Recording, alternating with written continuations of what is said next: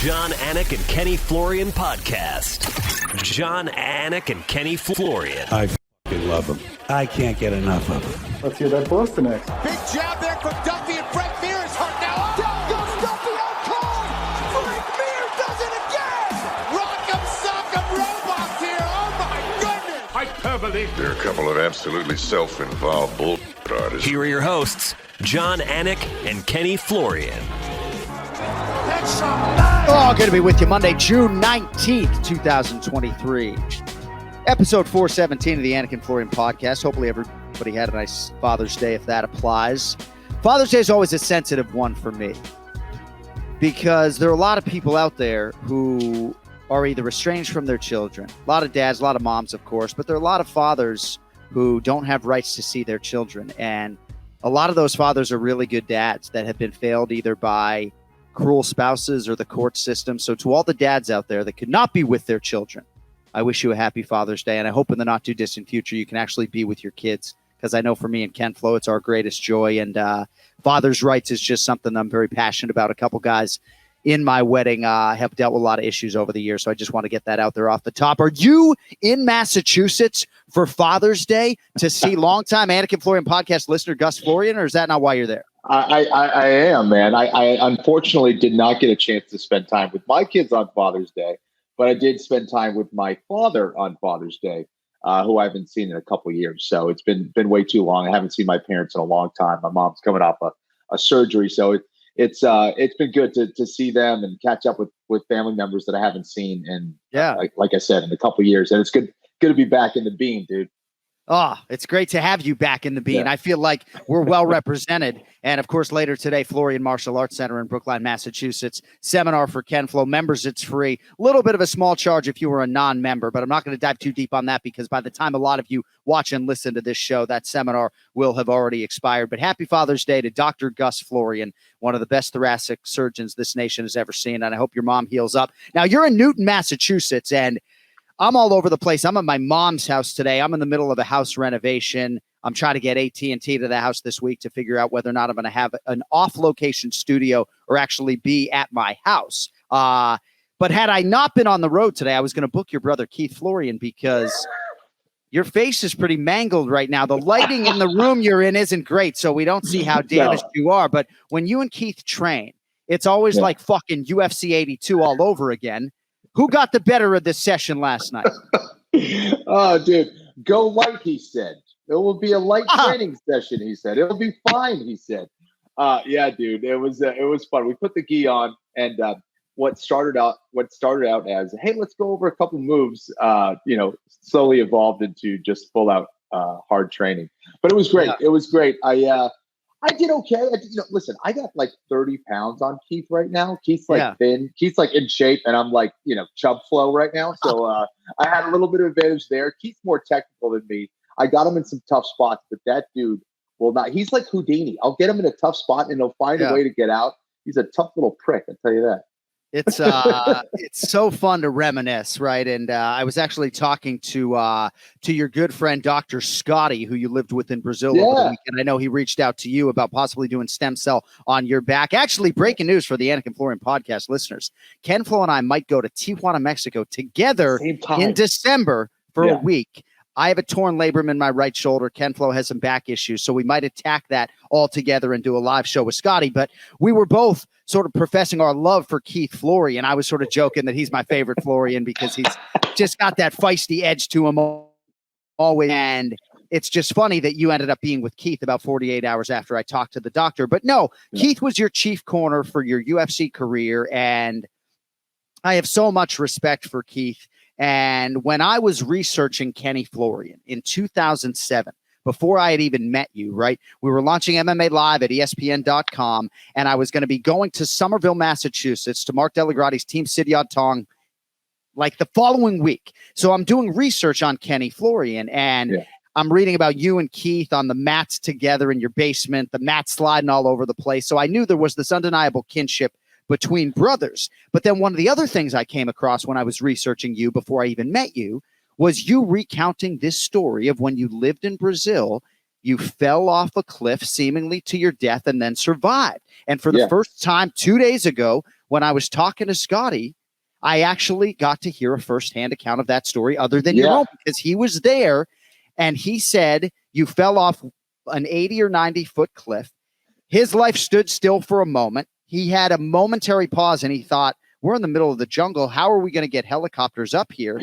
And then he peers over the edge, and 20 feet below, there was just a little bit of a cliff hanging out. And somehow, some way, you landed on that thing on your back, and it saved your life. Dude, that's exactly how it happened. I was, it literally was one of those light flash before for your eyes moment. And that actually was one of the biggest. I mean, that's probably the biggest reason why I started martial arts full time and then became a fighter full time. Right. Yeah, it's pretty wild. Yeah. So was that the beginning of your back issues, or definitely not? Not that I know. It definitely could have played a part. I landed on my back, better that than my head, I guess. But it definitely could have played a part. My back's pretty sore today, but that was just from Keith smashing me into the mat. But it definitely could have played a part. But it's like you do jiu-jitsu for as long as you did, and MMA for as long as you did. It's gonna play a part too. So yeah. But if you could have seen a 30-year-old me, maybe I was 29 at the time, right? Really dating ourselves and our friendship, walking into Kenny's gym, and I couldn't wait to ask him about not the fight against, Diego Sanchez or Sean Shirk. I couldn't wait to ask him about falling off the damn cliff. And in closing this out, I will just say, Scotty and I had like a moment of anxiety as we had this conversation the other day, because he was reliving all of it, and I was getting real details on what had transpired. But we're happy you're still here. What were you doing so close to the cliff, bro? Jesus fucking Christ. We went off the path, and it was like, we're like literally like rainforest type environment, and it's all wet everywhere, and there's like moss and grass and dirt. First, my buddy slips, and we're all kind of laughing, like, "Oh man, that would have been bad." And I'm like kind of chuckling to myself. And then it was my turn. I slip, and I'm just sliding down like a literal slide. My buddy goes to grab my shirt. I had a tank top on, flip me around, and he couldn't hold on because of like the weight and the how slippery it was.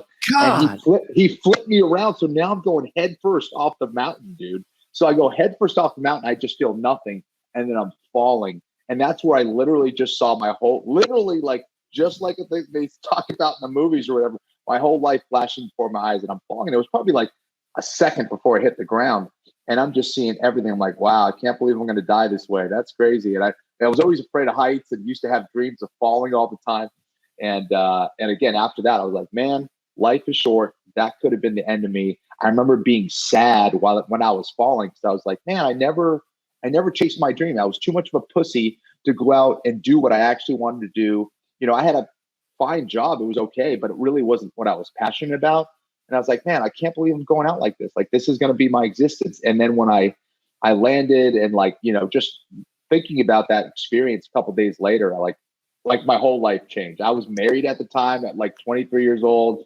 I got divorced. I went into martial arts full time. I was like, sleeping at my parents' house, at friends' houses, I was the dude who always showed up to lunch or dinner with no money in my pocket. People were kind of paying for my meals, and I just kind of scrapped by until I got into the UFC, I guess, and had a few fights. So yeah, wow. It's amazing. It's an amazing story, and it's funny for me to sort of think about how much my life would be different professionally and personally had you fallen to your death in that moment, right? Last thing I'll ask, the journalist in me wants to do a deep dive, but there's so much that happened in the MMA world. But when you land on that little jut ledge, right? Yeah. What are you thinking? Like, how do you get off that ledge to safety? Yeah, so it knocked the wind out of me. I landed on that. It was like a rock. It was like a rounded rock. So I don't know how. First of all, I don't know how the hell I didn't land on my head. Like I always think about, like, maybe in a different dimension I did die, and this is like a different experience. Yeah, but anyways, I like, it knocked the wind out of me, and I like hear my friends kind of talking like, "Oh my gosh!" I hear someone go, "Oh my gosh, I think he's dead." So I'm like, I knocked the wind out of me, and I just start laughing. I'm like, "Oh my gosh, I'm alive!" And I'm like, "I'm down here," and I like didn't say it very loud because it kind of knocked the wind out of me. I'm like, I'm down here, guys. they look over and they're like, oh my gosh. And then I ended up, they lifted me up. They kind of like gave me a hand, and I kind of climbed my way back up the mountain a little bit. And like everyone was just silent coming off of that experience. But I don't know. I remember just being relieved, and I was literally laughing after I fell because I thought for sure I was going to die. And it was just this, like, I don't know, kind of a rebirth. It was weird. Well, we're glad you're still here, and we're glad, unlike Yoel Romero, you're not fighting at 46 or whatever age you are.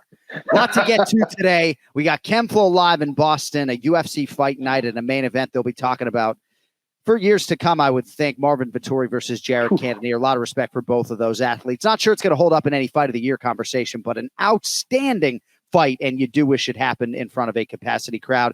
PFL 5 in Atlanta, Georgia. Francis Ngannou and Jon Jones with a little stare down. Kenflo had a front row seat for that. And time permitting, just some career appreciation for the now 23-5 Sergio Pettis, who adds a win over Patricio Pitbull to his legacy. But let us begin with PFL 5 in Atlanta, because you were there. So Francis Ngannou in the building. Jon Jones is there cornering the crochet boss, Maurice Green. Pretty special night, I would think, in Atlanta. You got to see the greatest living American, Brian Stann, as well. I mean, this night had it all, I would think. Dude, it was awesome to see Brian Stann. I haven't seen him in a long time. He looked phenomenal. Is he getting younger? Like, what the heck? He looked phenomenal. I was like, dude, this guy's getting younger. He looked great. But yeah, and then having a chance to see Francis Ngannou in person for the first time, like, I have a pretty big head. I got a big melon, as you can see on the screen. And I'm looking at his head and his shoulders, and it's just unbelievable to see how large that man is. Like, his jaw, his head, his hands, his shoulder. I remember just being in awe. Like, I look like a midget next to him. But that dude is amazing. And, it's impressive to see him operate and walk around. But anyways, and seeing him next to Jon Jones. By the way, Jon Jones is not a small dude right now either. Yeah, he looks like a monster right now too. But just his body still isn't the same size of a Francis Ngannou. But to see them together and just talking trash and a little bit of trash talk, and what was pretty cool, man. I maybe just maybe we see that fight one day, but it's going to be tough. Obviously, two different organizations now, but it was just pretty surreal to see those two face to face and kind of talking to each other. Yeah, 265 pounds can come in all different shapes and sizes. And even when Jon Jones fought Ciryl Gane, he'd be the first to tell you he was not in the best shape of his life. He couldn't wait to tell everybody after he had submitted Ciryl Gane that he was going to come back into the Stipe fight or his next heavyweight fight, his first title defense, in much better shape. Didn't seem as though Jon Jones was in fight shape necessarily. But yes, bro, Francis Ngannou is absolutely a sight to behold. He's the most ferocious power puncher that I have ever seen in mixed martial arts, and you're going to have a front row seat for his next fight, so that's very exciting. In the main event, Jon Jones's guy, the crochet boss, Maurice Green, did not get it done. It was Ante D'Elia. Am I pronouncing that right? Exactly correct. Yeah. So D'Elia is a guy who might have the inside track on a fight with Francis Ngannou, even if there isn't going to be a major groundswell of support, at least right now, for that fight. But as D'Elia continues to win fights in the PFL, that's going to help build his case. Maurice Green, classy guy. I've followed most of his career from kickboxing to the UFC. Only made $21,000 this Saturday night. Obviously, if he was able to win this fight, he can start to see these paydays mushroom. So a little bit disappointed for my friend there. But Ante D'Elia wins the main event and at least preserves the Francis Ngannou fight for one more night at the very least. What do you have for us on the heavyweight headliner there in Atlanta? Yeah, that's right. I thought Mo Green did a great job of surviving some really tough spots. I do think that he was kind of under the wrong illusion that he was winning that fight. And I think that's kind of where he failed. I think he took his foot off the gas and went into cruise control a little bit too much. He stayed on his back at a very critical point during the fight. And it was Ante D'Elia who really won that fight. Because Maurice Green kind of just chilled after round one. I thought he had an awesome round one. It looked like he was going to be on his way to maybe getting that upset win, but it was Ante who was just a little bit too much ferociousness. His takedown game, his control was a little bit too much for Mo Green. And I agree with, man, that like Maurice Green is such a good dude. He's a great guy. It's great to see the improvements in his game. He had so much more confidence and a lot more skill because of training with Jon Jones, but wasn't able to get it done. So that would have been one of those fights where potentially it could have changed his life, had he gone on to the semifinal and then win in the final. So unfortunate for him, man. But I think as he goes back and watches that fight and looks at that in earnest, I think he'll realize, man, I think I did lose that fight. Yeah. And you sort of got to what I was trying to get to, right? Father of two, Maurice Green, this tournament giving him a chance potentially to change his life financially. And we'll see if he can find his way back into the tournament, but we congratulate Ante D'Elia. How about Larissa Pacheco? I think you tweeted something to the effect of like, people still don't quite realize how good she is. Obviously she shined over the weekend in Atlanta. Yeah, definitely. For obvious reasons, most people are tuned into the UFC and, not as many people watch the PFL. So they're not sure of the competition that she has faced over the course of her career.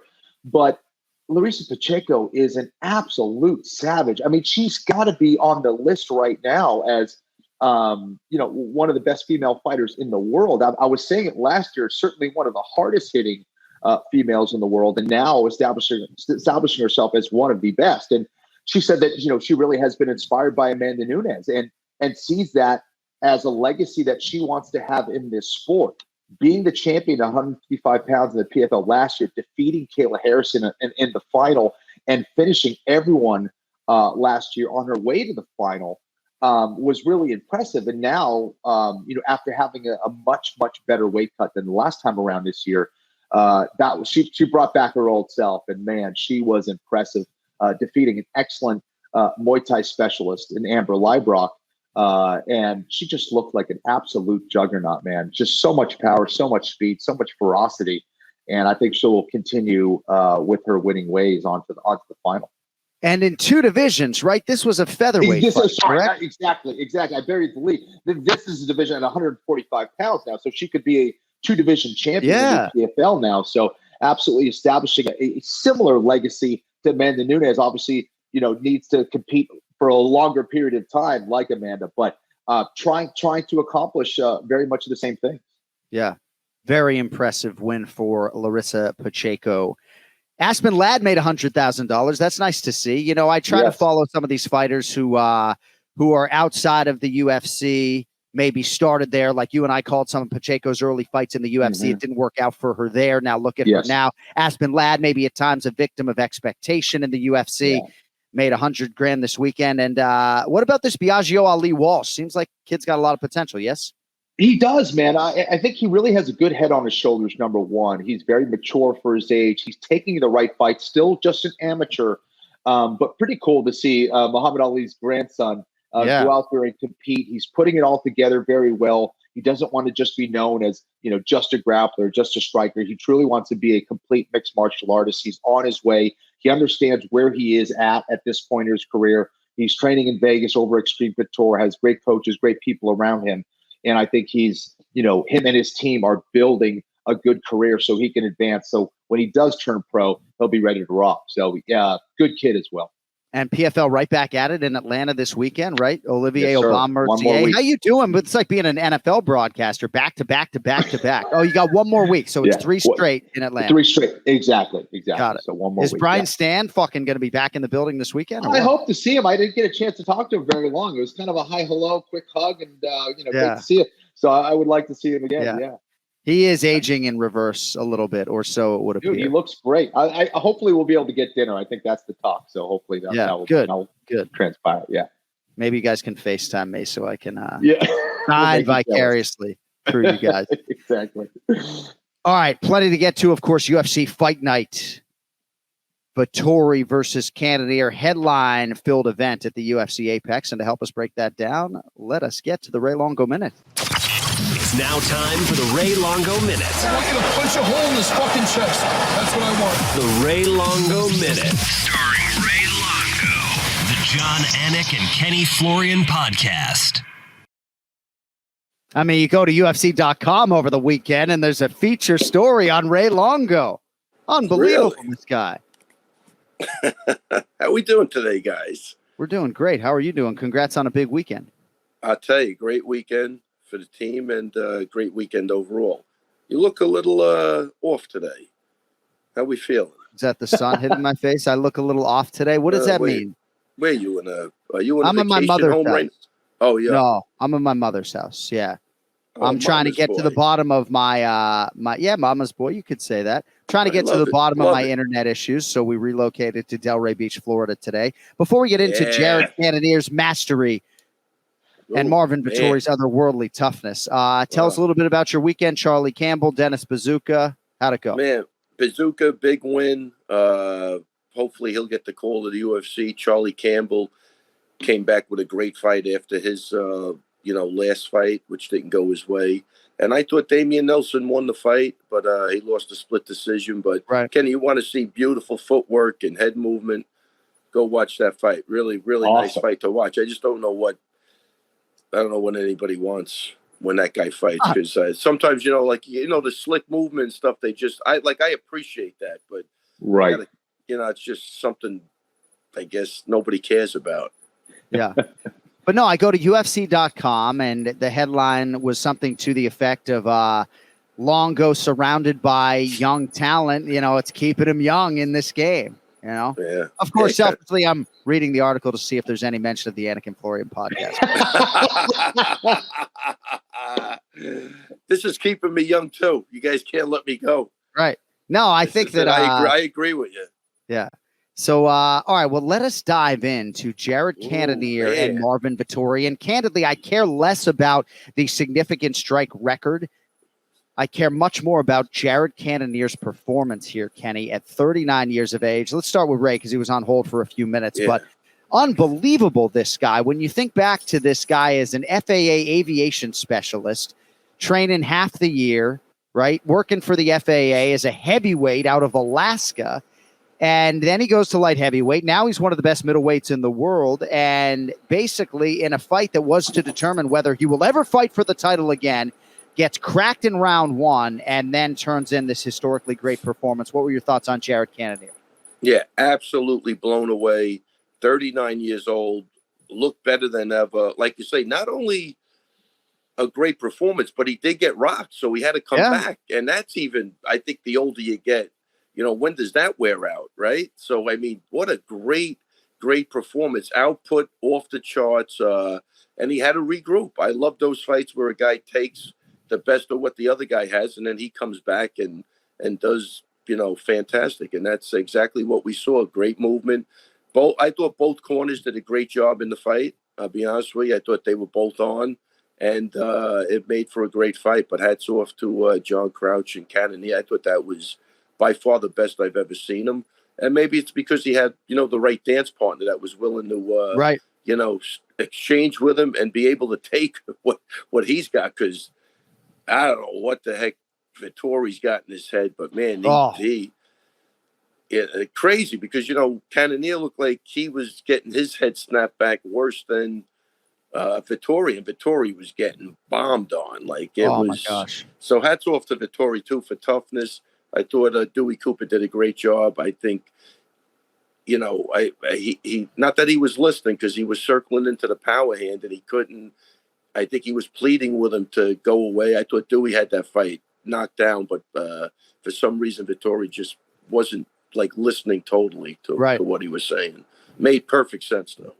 Kenny, Ray hit on a lot of things I had in my notes about both Dewey Cooper and John Crouch. We know John Crouch is a jiu-jitsu guy, right? But he is an outstanding mixed martial arts coach. And after round one, he immediately had the right adjustments. Cannonier immediately refocused on the footwork. And I don't know, I just thought both corners, to Ray's point, did an outstanding job. Two supremely conditioned middleweights. And I thought Dominic Cruz was on fire with the commentary, just coming back to the conditioning. Kenny, what'd you think of a pretty epic UFC main event there?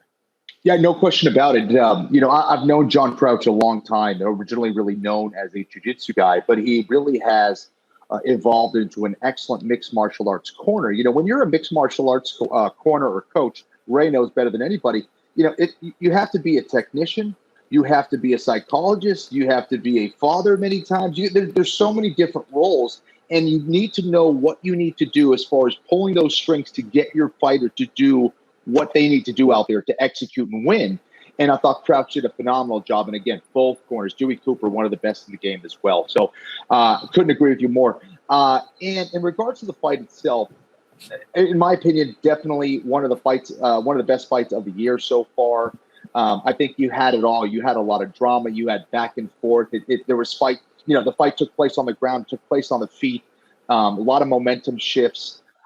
For me, I do want to talk about that stat, John, because the reason I didn't pick Jared Cannonier was he suffers sometimes from a lack of volume. He ends up, analyzing a little bit too much and doesn't throw a whole lot in fear of the takedown. I thought Marvin Vettori was going to look for more takedowns. It looked like he didn't for some reason. And Cannonier just started unleashing combination after combination. And that's the Jared Cannonier that I knew was absolutely capable of doing that. But I was dubious of that because of the fact that sometimes he doesn't throw his hands like I think he should. This was not the case. And to see him come back after a tough round one and regroup and get his head right and throw those shots with that amount of volume, I thought was phenomenal. And Ray, absolutely agree with you. Best fight that I've seen from Jared Cannonier. No question about it. So excellent from both men. And the toughness that both those guys showed, dude, what a fight. And John, I'll tell you, what makes it great too is that he got hurt early. So even when he's doing good, that's what makes a great fight. You know he could get hurt because he already was hurt. So there's always that anticipation Vettori could come back. And even though it didn't happen like that, it's still made for, you're still sitting on the edge of your seat.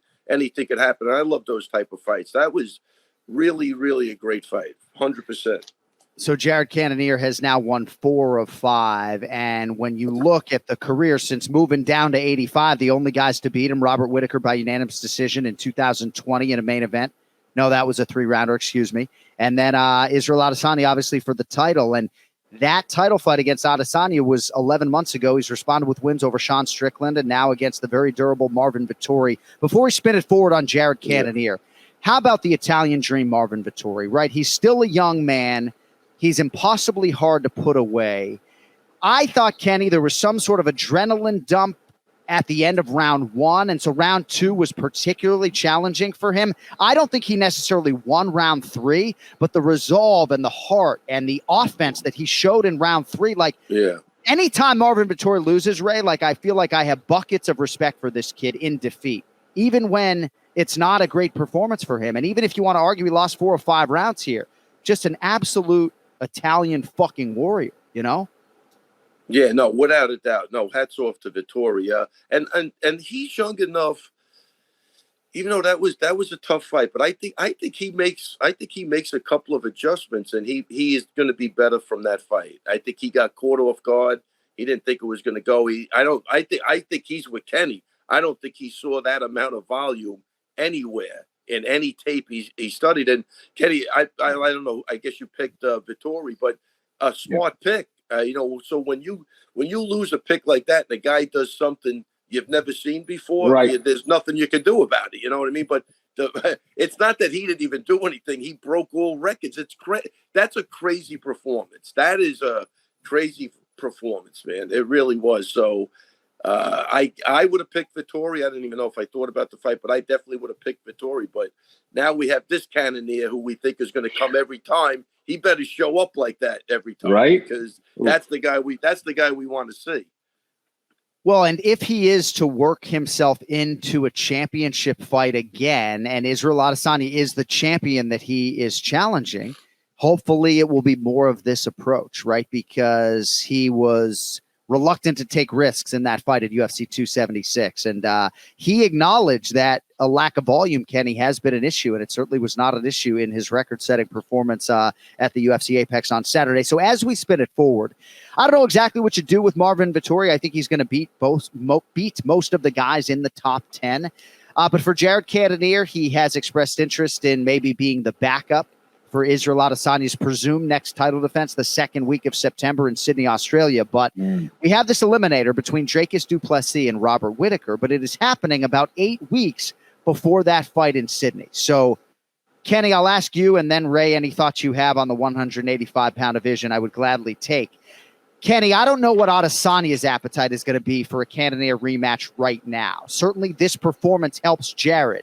And you and I can say, hey, I'm more intrigued to see Cannonier Adesanya too.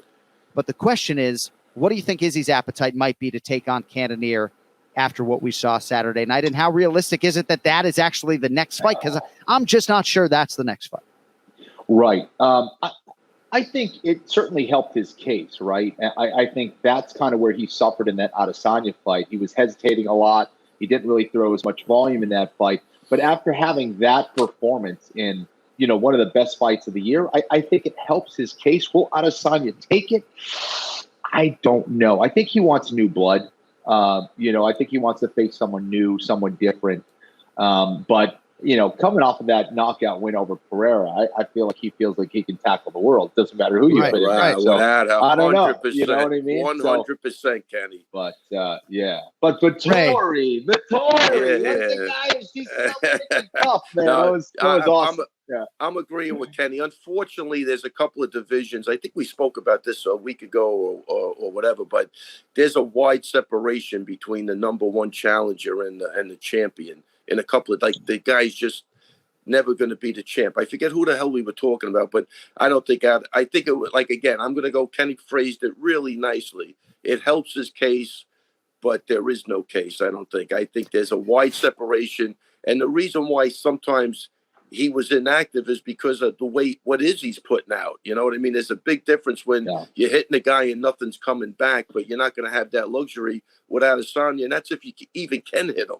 And then the frustration builds about missing him and maybe being out of place and getting counted. And that's why sometimes you see the output not as high as it was in the other fight. I think there came a point in that fight where Cannonier just didn't think that Vettori could hurt him anymore. And it was almost, like target practice. So only the guys, when you're in there, you realize what's going on. From the outside, sometimes it's, he's not doing anything, right? That's what it looks like. But guys faking you a little bit, there's a lot going on. And I think that's what causes the hesitation sometimes. Yeah. But maybe he's figured it out. So I think one more fight where he has a very dominant performance, we could make a case, I would think. But that division to me is wide open.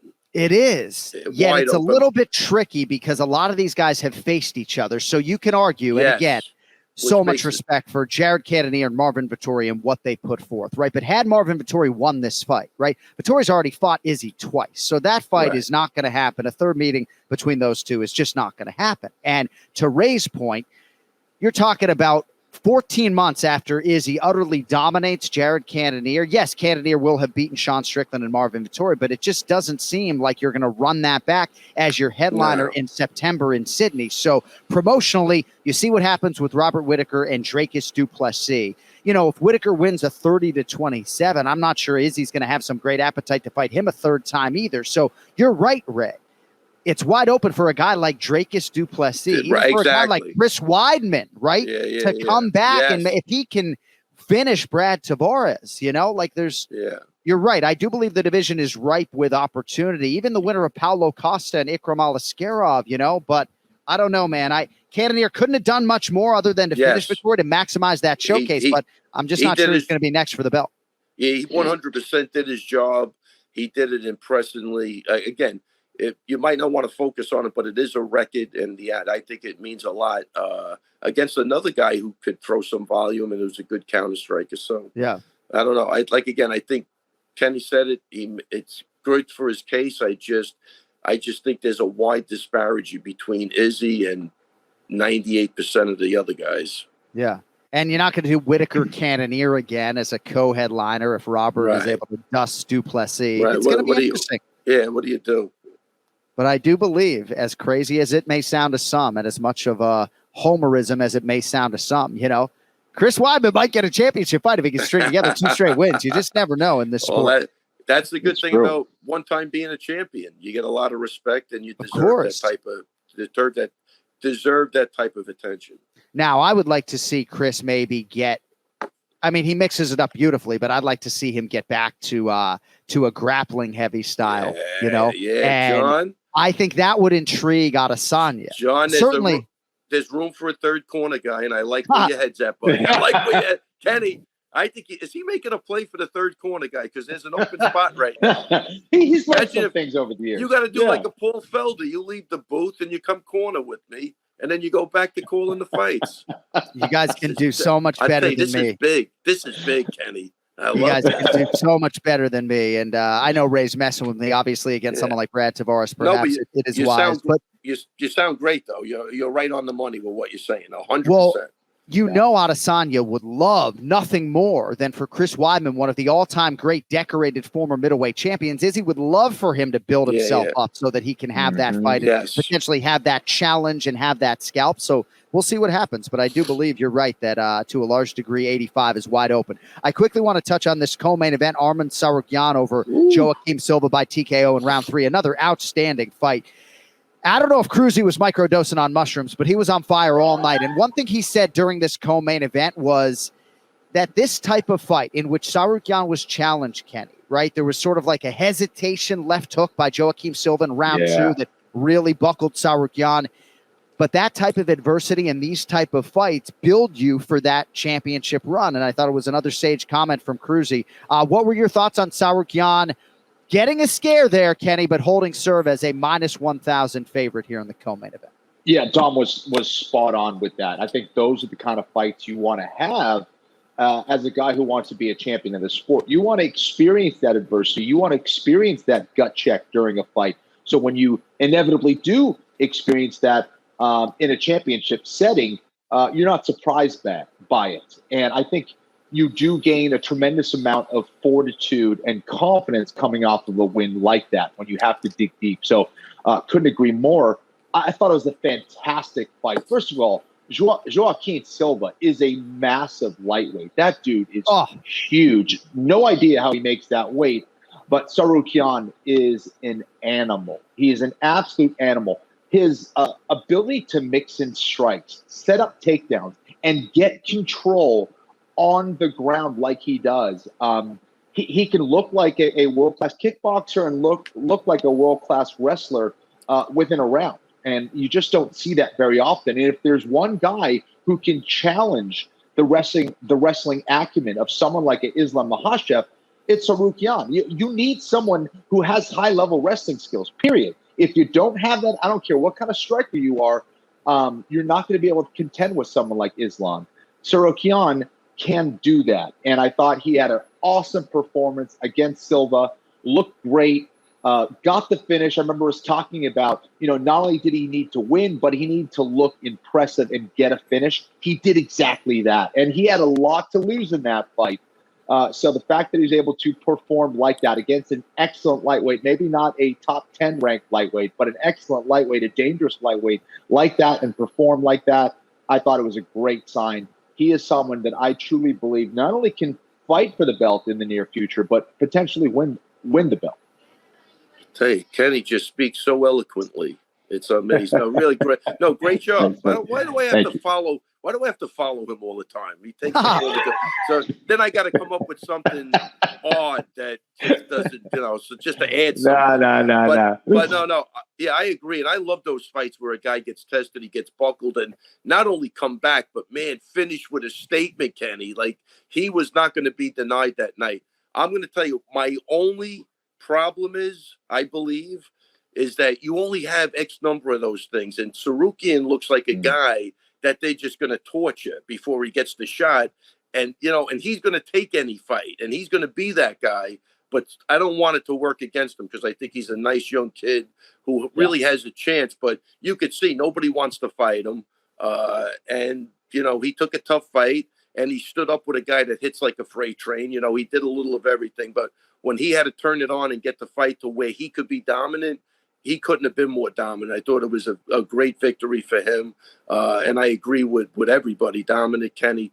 Those fights, those are character builders, man. That experience, it only comes around every so often if you're lucky to even get it and work your way through it to get to the next level. And he certainly did. So hats off to Tsarukyan. And I just hope they treat him right. It seems like he's going to be one of those guys that's going to have to go through 20 It's going to be like a Ferguson almost. He's going to have to string 11. By the time you get there, you're kind of burnt out already. I'm hoping that doesn't happen. Ray, Ray, it's possible. Cody kind of reading my mind. He's putting up in the chat there, maybe Dariush when he returns. That was the first fight that I thought of, is you face a guy who's high, a higher ranking than you. These guys just fought around the same time. Timing wise, it could work out. Yeah. Dariush is a true test. He goes out there, beats someone like Dariush, and then maybe he gets the next title shot after that. So who knows, man? That would be nice. I think it's interesting, but the amount of talent, you have Gaethje and Poirier going at it too. Obviously because of their high profile, they could be in the conversation too.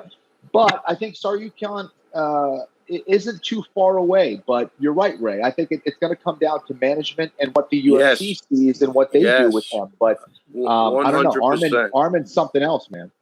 Well, yeah, I think he's a potential. He should be fighting for the belt shortly. I mean, very shortly. So some intel as far as Arman Tsarukyan, and piggybacking on Ray, echoing that this guy could end up winning like 12 of 13 and not fighting for the belt, right? 55 is the best division in the UFC, right? With respect to the bantamweights and the featherweights and everybody else, the UFC lightweight division is where it is at, right? Arman Tsarukyan and Rafael Fiziev have the same manager, Danny Rubenstein. They train together a lot, so it seems like a lot of people want Fiziev and Tsarukyan to fight. And I think on the surface, that fight makes a lot of sense. But those two train together, I don't think that fight would happen unless it was for the title. Tsarukyan versus Mateusz Gamrot is a fight that we've already seen, and yet a fight that makes sense. I think Dariush is at the top of my list. Tsarukyan would like to fight Michael Chandler. Chandler seemingly is waiting for Conor McGregor. We don't know the realism of that matchup, so I think there's a potential there. Even your guy, Matt Frivola, by the way, who had to fight Arman Tsarukyan on 24 hours ago. I don't think that's going to be the next fight, but if I'm Matt Frivola, I wouldn't mind taking that guy's steam at some point in time if I actually get a training camp to fight him. But Tsarukyan has tried to get high-profile lightweights, and if you take him at his word, a lot of these guys aren't signing on the dotted line. Dariush would. Yeah. Frivola would fight him in a heartbeat if he could get his mind off of fighting Paddy Pimblett. but Matt would definitely take that fight because, like you said, he fought him in 24 hours, and with a good camp, he's definitely got the power now. You could see that he could hurt him, and his wrestling jiu-jitsu is really good. So that's a good fight for a rematch. And for Arman Tsarukyan, did fight Islam Makhachev, as many of you know. That was in St. Petersburg, fight of the night all the way back in 2019. Great history fight there. Yeah. So, but congrats to Arman Tsarukyan, and I really thought that that this performance, and particularly Kenny's point, the finish, really serves to elevate him. I wanted to ask you guys quickly about one situation that happened before we go. I have often said on this podcast, I think the hardest job in mixed martial arts is fighter. The second hardest job is judge. The third hardest job is referee. Coaches and commentators don't get enough respect. But as far as the second fight of the night was concerned, Dan Argueta and Ronnie Lawrence, it's a no contest. Keith Peterson, the referee, in question. And I qualify this by saying how hard it is to be a referee. But Kenny, I don't know if you saw this, but essentially Dan Argueta is working on a choke. Ronnie Lawrence at a time looked like he was getting a hand ready to tap, but he never taps out.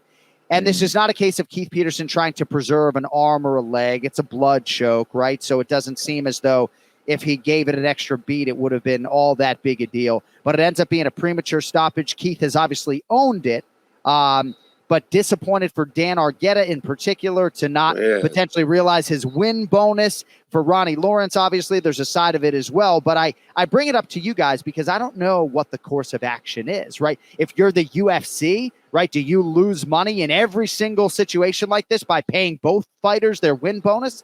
Kenny, I don't know what you do, but I know when it comes to the jiu-jitsu, at least, compared to like a knockout or an arm choke or an arm or a leg, I would think if it's a blood choke like that, maybe you learn the lesson and you try to give it a beat. What were your thoughts on that? Yeah, I did not see it, but you had a great explanation of what happened there. And, I couldn't agree more that if you are in a choke and you see a guy that's fighting, through it and he's not out, let him fight through it. It's not a limb sacrificing deal, on the submission. So I think that, for Keith Peterson, who I do believe is one of the best referees in the game, he made a mistake there. Now, if he did admit it, I think what the UFC needs to do, well, first of all, you could appeal, potentially. Those aren't always fruitful. It's very difficult to win an appeal with the commission. Many times it ends up becoming a waste of time. But perhaps with an admission by the referee, you have a stronger case. But more than anything else, I think where the UFC can kind of maybe make this up is they can do a rematch, right? And it is a tough thing for a business, for an organization. You know, do you just take care of everybody who was at the wrong end of the decision? I don't know. But what they could do is maybe have these guys rematch. Another thing that could be rare in this sport, but I think it's absolutely warranted, absolutely justified here. So unfortunate there because, again, you know, whether it's a judge making an incorrect decision or a bad decision or a referee making a mistake out there, that L is absolutely permanent. That's something that stays on your record, and it can really affect you moving forward economically, you know, getting certain fights. So, yeah, that's tough, man. That's tough for those guys. Yeah, Kenny, you really have to go back and look at it, though. It's a little more complicated than that. Really? Because Peterson, he's got a dangling arm. He's getting choked. It does look like he's getting ready to. He looked like he was out. Yeah, so one arm's not even in play, right? And he's got a mounted. What would that be? A mounted guillotine. Yeah. But so Peterson grabs his arm to see if he's still got life in it, and the picture like a rubber band. He grabs the arm, and the arm comes back and taps the guy. That's the problem. So Peterson took it as a tap. And in hindsight, looking at the tapes, obviously, and Cruz was all over. I think he was right, you know. But that's what happened. He tried to do the right thing, and it just didn't work out. It wasn't the right call, obviously. But I think the bigger thing is that other kid was just dominating the fight to get up. Right. Even to do a rematch, like, you know, that might have been a thing where he got caught off guard, but he was all over it.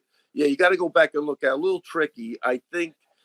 Gotcha. I mean, there was no way of restarting that fight, I guess. I don't know if there's a right way, but it kind of sucked. You know what I mean? Because I think, you know, obviously Peterson's there to protect everybody, but like great points. It's a choke. I think he could have let it go just to see a little bit, maybe, because he was on the other side also. He could have been looking at the guy's face, maybe, but yeah, that sucked because the other kid really had a great fight, man. Holy shit. And that is the rub for me, right? Like you heard Roger Krull here on the Anik Florian podcast last week. He was in Ronnie Lawrence's corner. But if I'm Dan Argueta, it's like, no, I'm not fucking rematching you in Jacksonville this weekend. Like, right? And I also think it's tricky in terms of like game plan, right? Yeah. When Ronnie Lawrence has divulged exactly what his game plan was. And it's just a little bit of a tricky thing, right? Yeah. So he was dominating that fight and then got into the submission. Yeah. He picked up okay, that's a little different. All right. But that's different. It was a young fight, right? The fight had just started, and it's not out of the realm of possibility that Ronnie Lawrence actually gets out. But like if I'm Dan Argueta, right? Yeah, I'm like, can I please get my win bonus? Right? Like it's just that's the problem, right? Yeah, there. I agree with you. But Kenny, go back and watch the fight. Definitely a bad call, but tricky. And I don't know if the result would have been any different if it went another 10 seconds. I mean, he would have had to toughed it out. The guy, you know, maybe the guy's arms would have had to get tied. That's the way it looked to me. I didn't study it, but it wasn't like there was a defense going on there. Right. And to be fair, like as a referee, the one tell you're looking for is that dead floppy arm, right? So you pick up the arm, and I don't know what happened again. But if the arm flops back down and it's not doing anything, then I don't know what else you could do as a referee. I mean, it's like you don't want the dude to be losing consciousness for that long. You don't want that cut off of blood to the brain for that long. So that's tough. Yeah, I'm thinking about the Robbie Lawler Askren fight. It was talking the same, about it now. Where it's similar situation. Yeah. It's like there's chaos. There's a lot going on, and then that's the way. And that's what happened in the Lawler fight too. He was getting like killed, and there was a comeback or whatever was happening. But Herb Dean stepped in. He apologized right away. He thought he was doing the right thing. He wanted to protect the guy. Peterson, you got to look at the way that he pulled the arm. You know what I mean? It wasn't like it went back to dangling. It just reverbed to the guy's body, which maybe in the heat of the moment looked like a tap. When you go back and look at it, it doesn't really. You could stop. Cruz, like John said, Cruz was definitely microdosing because he was Cruz was in the Matrix that night. He saw everything. And the other good he was unbelievable. The other good call was when the guy, body slammed the other guy. They call it a headbutt. Oh. He gets knocked out when his head hits the canvas. That one I think is worse. Yeah, to be honest, it was a wild night. They actually looked at, right, and came up with the wrong decision. This sport is bananas, man. It is. Poor Jared Villel, right? He's so credentialed when it comes to his MMA mind, and yet these referees find themselves in these situations. And I will say, in one breath, it's absolutely hilarious that Dominic Cruz was the guy on the call for a situation like this, because anyone who listens to this podcast couldn't have been a worse guy calling the fight, and knows the history between Dominic Cruz and Keith Peterson. It's absolutely hilarious that he was the guy. But I would also say, go ahead, Rick. Yeah. I hate to interrupt, but I want to not defend Cruz. He doesn't need defending, but he did compliment Peterson later on in the night. So I did. It's a very mature evolution for Cruz. I think he is trying. He's very conscious, and he did compliment them at the end of the fight. No, Ken, I'm not even joking around. Cruz was on point, man. I'm going to say that guy was dead on. But here's what I think people have to know is, like, if Dominic Cruz was refereeing, eventually he's going to make a mistake. I just think it's that type of field. So you still got good guys and bad guys. That's fair. That one was a problem, but I don't see it as a problem moving forward. And not at all. I really don't. I think he'll make the adjustment to that. He'll make the adjustment, but to everybody's point, Cruz was dead on the whole night. When he had to be hard, he was hard. When he had a compliment, he did great. So hats off to Dominic Cruz. I think as a commentator, I really enjoyed everything that night that he had to say. And full disclosure, Dominic Cruz is one of my best friends, but Keith Peterson is also a friend. And I feel bad for Keith, Kenny, right? Because he's an outstanding referee. He's an outstanding father. And yet you have a few too many of these situations, or a high profile situation like this one, where everybody is sort of piling on, and it can become a very difficult 72 hours. Certainly Kenny and I and Ray, but Kenny and I can relate to this as UFC commentators. We're on a headset for 8 hours. We're judged on every utterance. Even in the last few weeks on the Anik Florian podcast, I greatly upset a very high-profile gym owner that I respect to a great extent. Now, I stand by what I said, but sometimes it's hard when you say something or do something that upsets a certain amount of people, and you just kind of walk back into your life, and you just kind of got to deal with it. So Keith Peterson has our respect, but I do think there was a lesson for him to be learned in this situation, and I think that he'll take that knowledge into his next event. 100% believe that. 100% believe, and he owned it. That's why he's going to make the adjustment. It's when you don't own it that you don't make the adjustment. Right. You know what I mean? And that's why it's important to talk to these guys, because it helps everybody. Yeah. You have to let us know what you're thinking. Right. You have to own it. If not, it's almost like, it's like an alcoholic. I don't have a problem. Well, you're never going to get help then. Well, right. You know what I mean? It's only when you say you have a problem that you get help. So the fact that even Herb, with that time when he apologized to him, he felt awful. You could see it was a sincere apology to Robbie Lawler, and Robbie Lawler being the great guy that he is, except that's the way we have to move on. Yes. Exactly like that. That's, for me, that's the way I like to see it. Well, and I think a lot of these referees and judges, right, like Keith Peterson would like nothing more than to suck down a Marlboro Red heater and grab a microphone and explain to everyone his mistake. But he's not afforded that opportunity. These guys are essentially muzzled. You don't think Keith Peterson would love to grab a microphone? There have been myriad times where I've invited referees on the podcast and they've respectfully declined. These guys are censored. They are muted. Not all of them would be reluctant to publicly explain their decision in a media scrum after the fight. But, I'll tell you, though, John, but just think of what you said. That is the problem. They can't even get on and explain themselves. Doesn't that tell you that something's hiding? Like, it's not a good thing. It's the only answer. Why wouldn't you let a guy speak? Yeah. It's like, we see this every day. You can't get an answer on certain things. Like, nobody wants to debate anybody. It's just hearsay. Nobody does their due diligence. And we would love to hear from Peterson. And the fact that somebody's muzzling him tells you that there's a problem.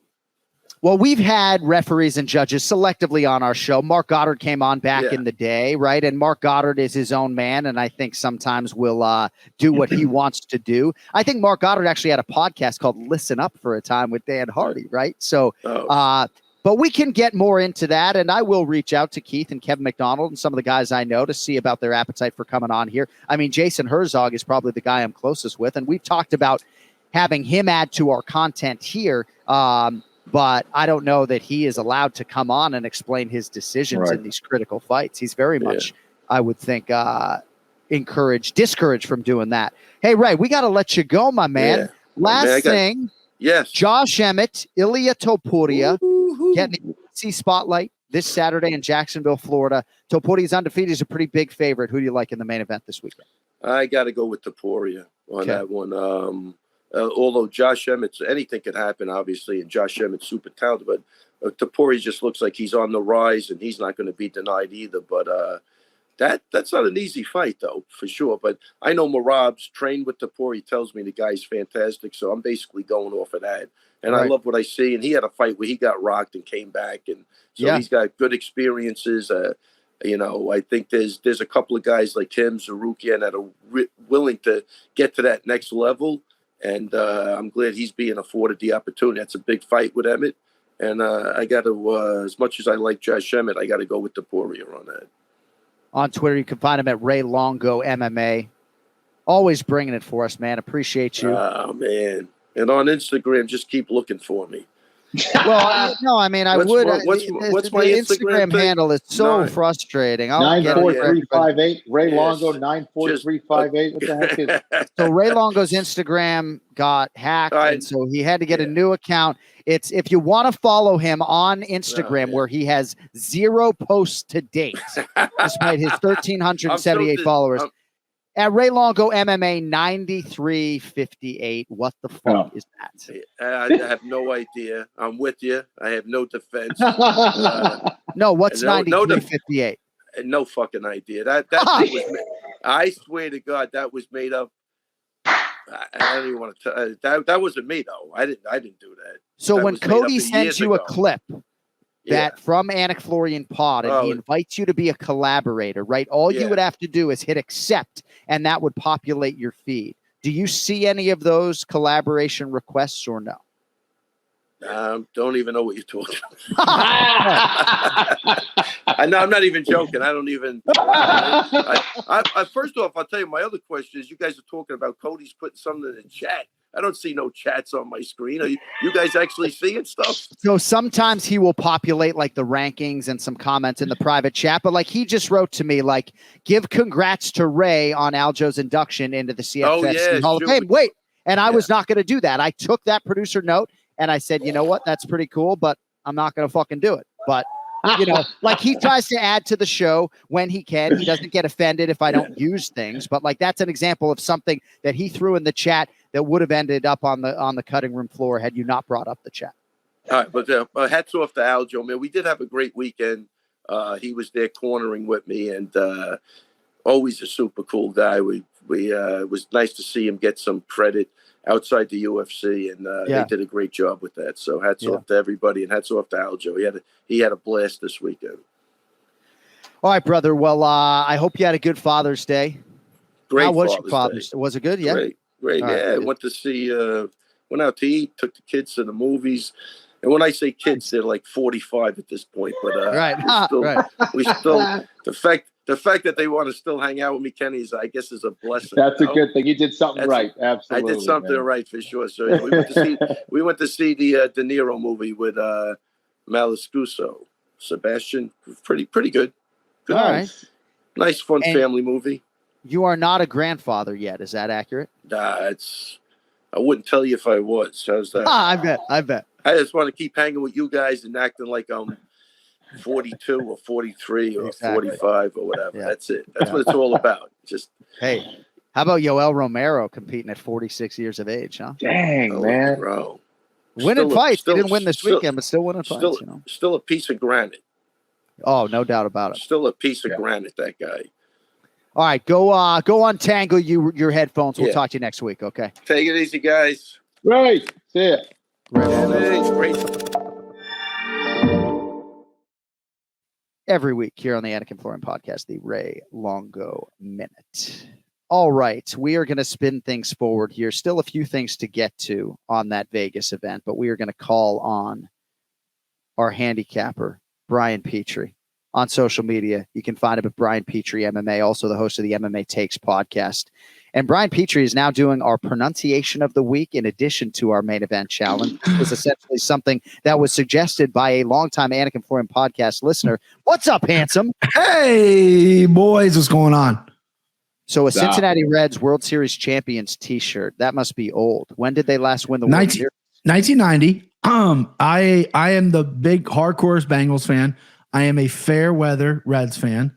They're doing good right now. So your boy had to bust out the shirt. We got some young kids and we 8, 9 in a row. I don't know how much it is, but we're an exciting team. So going to take the girls to a game here soon because the stadium's awesome. A great American ballpark. Yeah, it's a nice stadium. It's really dope. All right, so I have a lot of things to get to with you. Your wife accepted my request to follow her on Instagram. So now she's very excited. My world has been opened up to your daughter, Winnie Petrie. And if I don't know if I want to invest in this child's future necessarily, but I would buy stock in Winnie Petrie. I mean, what a winning name, Winnie Petrie. She's like cuter than you. I mean, this girl's got it all. Yeah, she's pretty incredible. Yeah, I have 2 daughters. I have Winnie, which I named. People think it's from the Wonder Years or Winnie the Pooh. It's actually, I grew up, my father was a movie head, and Wall Street, Gordon Gekko's daughter was Winnie. And I was like, that's the greatest name I've ever heard. Yeah, dude. So when I got married to my wife and we were having kids, I said, listen, I'm going to go ahead and lay this down. We got a girl named Winnie. And my wife's like, yeah.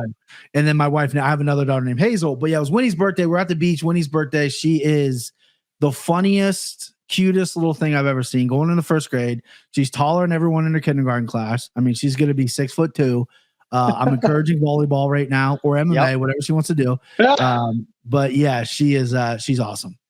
That's pretty cool. Well, I hope you had a good Father's Day. It's great to have you back with us. One thing that I did want to get to with you, and certainly would take your thoughts on Cannonier and Vettori on the back end, but you did have a 4-unit trigger on Christian Leroy Duncan. So that was a minus, I think, $660 wager for you in our main event challenge. That was one fight that we did not get to earlier with Ken Flo.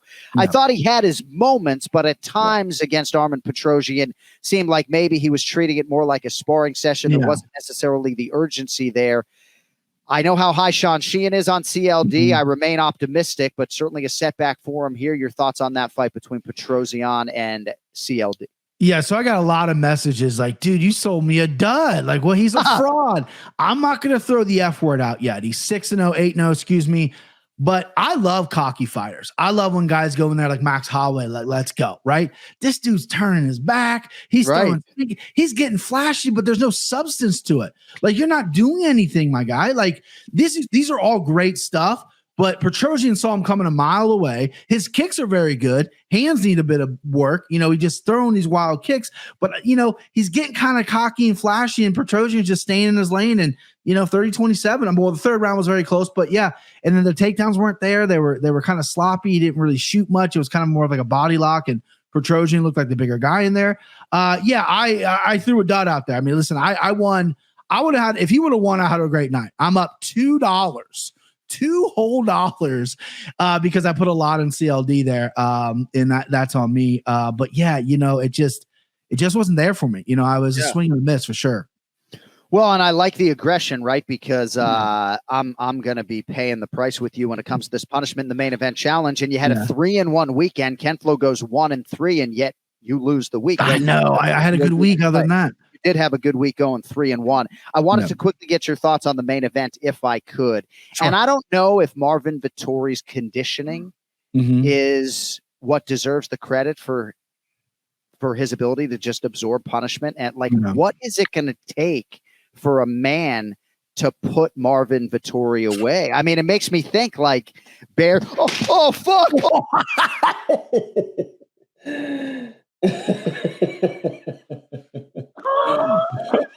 We just lost audio. Cody, you got to keep all this. Can you hear me? Can you hear me? Yeah, we can hear you.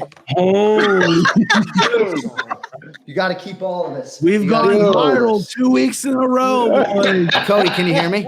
Yeah. Holy You guys got to keep all of this. Can you guys hear me? Dude. Yeah. We got That's Canada. All right, you got me now. We got you. Oh my goodness! Cody, you got to We keep all of this, okay? Sorry, All Mom. So I think my falling down story inspired John. yeah. So Sorry, Marco. So we're gonna have to let the suit out a little bit. No, I'm in shape. I heard I'm it in break. shape. I'm in shape. It's not that I'm out of shape, Cody. Sorry, Mom. So I'm doing the podcast from my mom's house. Holy shit. Mom, can you bring me a towel, please? So, Wow. What is going on? this is great. This is Cody's going to have a field day 2 with weeks this in on a social row, media. dude. So I'm doing the podcast from my mom's house. If you're audio only, I just leaned back in my chair. The whole chair snapped. You need some new fucking chairs, Mom, if I'm being honest, but I love you.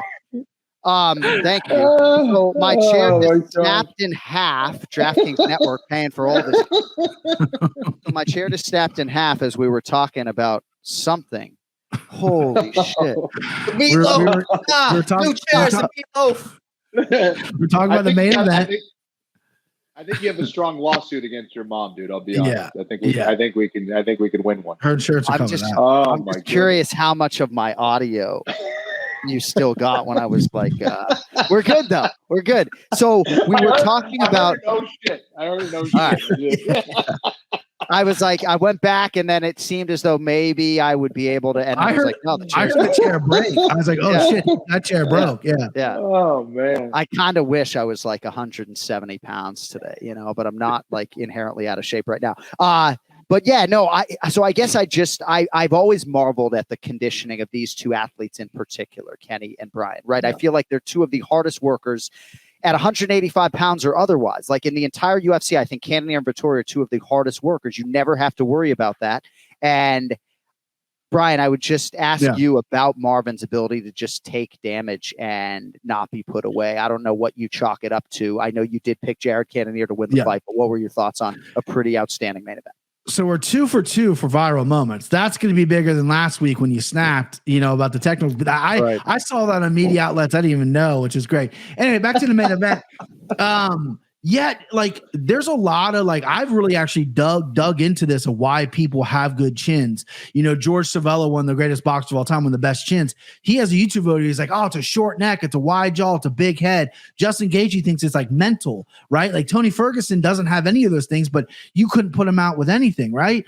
So it's interesting to me. I've really dove into the psychological with this. And Marvin Vettori does have a big head, but I think it's his will and his mind. He's not going down because the cardio obviously plays a factor as well. But in the second round, which was close to a 10-8, he was gassed, it looked like. I mean, he was not on his second win, and he was taking big shots, very close to being stopped. His face was getting marked up. He obviously was firing back as the heart of a lion. But, yeah, I don't know what you're going to do. I heard someone on the broadcast say, oh, you got to kick him in the head. Paulo Costa did that. Clean kick to the head, nothing, right? You're going to have to take a back to him. It's insane. And the reason I picked Cannonier is because I was monitoring his socials, and he looked a little leaner. And I think he was like Kenny pointed out, he's not the most active guy. He's slot selection typically. He's not throwing a lot of strikes. But for this fight, Marvin Vettori's defense is not great. And I thought Cannonier put in a training camp to keep this pace, and he sure did. Broke records. 5th round, he was still going for it. Crazy stuff. I have a Jared Cannonier by decision 300 ticket, and I was sweating the whole fight because even though Marvin Vettori's tough, I'm like, oh, right, he's toast. He's done. But just a heart of a warrior. And I contribute to really just physically the way he's built because he's huge too. Yeah, I couldn't believe how he dwarfed Cannonier, right?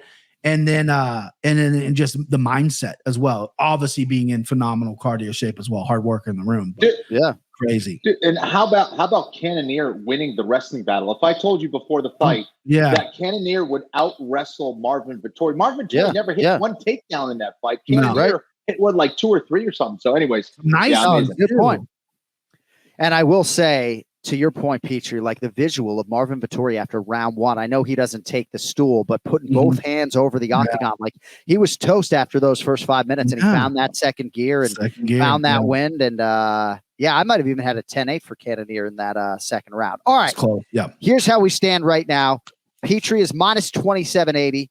Kenny Florian minus $20 on the year. Ken Flo 1-3, minus 275. Petrie 3-1, but it was a minus 360 on the week. We got 8 fights to pick for Jacksonville, men. Mhm. I feel like all 8 fights are worthy of predictions. All of these odds, all of these betting lines right now are live on DraftKings Sportsbook. We begin with a prelim in the strawweight division. 15th ranked Tabitha Ricci, Baby Shark minus 125. Jillian Robertson is plus 105.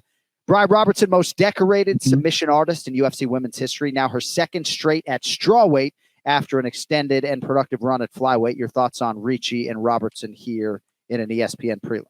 I like to move the strawweight, and I got to shout out Tatum Temple, fan of myself. She tracks all my bets on the Bet MMA tips, so handicappers, that's what they do. Like, hey, you got to track your bets. So she does all that for me. She's great. She's a sharp as well, really sharp in the female. She just messaged me on IG and said, put everything on Jillian Robertson. Unfortunately, though, I like Tabitha Ricci. I like Baby Shark here. Jillian Robertson is very good on the ground, and Tabitha Ricci, besides the Fior fight, really likes to take the fight to the ground, but she's got tight arms. She keeps her jiu-jitsu tight, short little arms. Jillian Robertson's best, she's got great jiu-jitsu, but her best ability off her back and even on top is arm bars. Don't know if she's hitting an arm bar. Could be a choke. But Baby Shark, I think, is slowly really starting to find her groove in UFC. Hasn't fought the high-level women's besides Manafort. But I like Baby Shark here at this baby number, minus 125. I think this line's going to maybe move a lot this week. We're doing this obviously early in the week. Am I going to run to the window? No. But give me Tabitha Ricci. I think she wins the decision. Ricci, a slight favorite right now. Jillian Robertson continues to look for new training environments. I saw her at Roger Crawl's MMA Science Academy a few weeks ago. A lot of people like her in this division, Ken Flo, but a tough matchup here against Baby Shark. Tabitha Ricci, which way are you going? Yeah, for sure. This is a tricky one.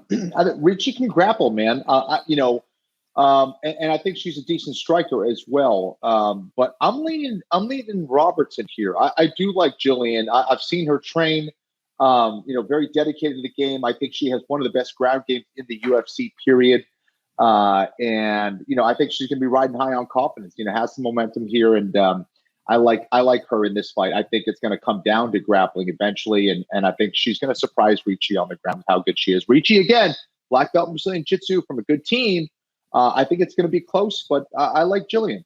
Nice. And Dean Thomas will be chiefing the corner of one Jillian Robertson. And one thing Dean said to me recently, he trains fighters to finish. And he was sort of responding to a conversation that I had opened up with him about offensive jiu-jitsu. And I said, every week I'm banging this drum with Kenny talking about offensive jiu-jitsu. And he's like, if you notice, my fighters, we train to finish. And Jillian Robertson is certainly a great example of that. All right, at welterweight, Randy Brown, minus 245, Wellington Turman, plus 205. So Rude Boy had won 4 in a row, ran into the Jack Della Maddalena train in Perth earlier this year at UFC 284, now faces the divisional newcomer, Wellington Turman.